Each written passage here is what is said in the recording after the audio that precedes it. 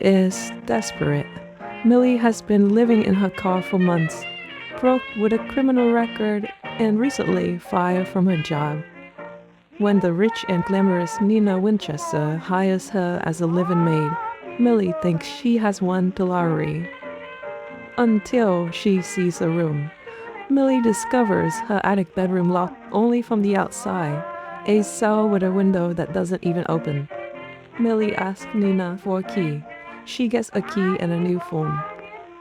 As her first day goes on, more warning signs emerge. The gardener Enzo whispers of danger. But what can Millie do?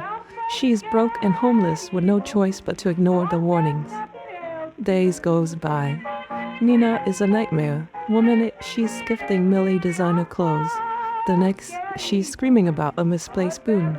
Millie begins to hear rumors of how Nina spent time in a psych ward after trying to drown her own child. The child in question, Cecilia, is a spoiled brat who throws constant tantrum.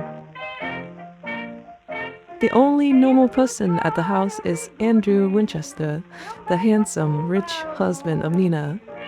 Millie begins to grow closer to this kind and appreciative man.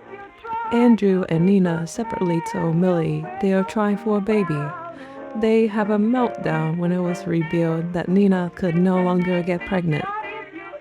Nina insinuates that Andrew would be better off with a younger woman. When Andrew tries to pacify the situation with a Broadway show date, Nina refuses to go by giving the wrong schedule. Andrew invites Millie to the show instead. One thing led to another, and the two had an affair. They agreed it was a one-time thing. Of course, Nina knows that Andrew cheated on her with Millie. She turns Millie's life into a nightmare. Andrew, acting the hero, kicks Nina out and declares his love for Millie. Everything is perfect, except for the tracking app Nina put on Millie's phone, and a mysterious phone call warning her about Andrew. And so, Millie wakes up one night, finding herself in the attic. The door is locked, her phone is gone, and there were 3 heavy books in her room. A flashback reveals the truth. Andrew is not merely the rich and handsome male lead. He's a high-functioning sadist who enjoys locking women up in the attic and forcing them to balance heavy books on their stomach for hours. It's a very niche hobby. He framed Nina for the attempted drowning of her child to keep her under his control, often abusing her by locking her up and forcing her to pull out her hair or pepper spraying herself. But Nina is no weak victim. She's a tactician. She has been searching for a woman with a very specific set of skills. She knows that Millie went to prison for killing a boy who tried to rape her friend. Nina didn't hire a maid. She hired an assassin, one that is a bit clueless.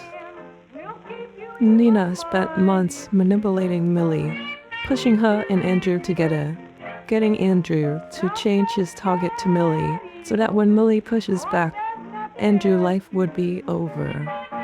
Cut back to Andrew returning to the attic to find Millie. He demands she balance the book on her stomach. He thinks he's in control. Millie hits him with the pepper spray Nina left for her. She throws him in the attic and locks the door.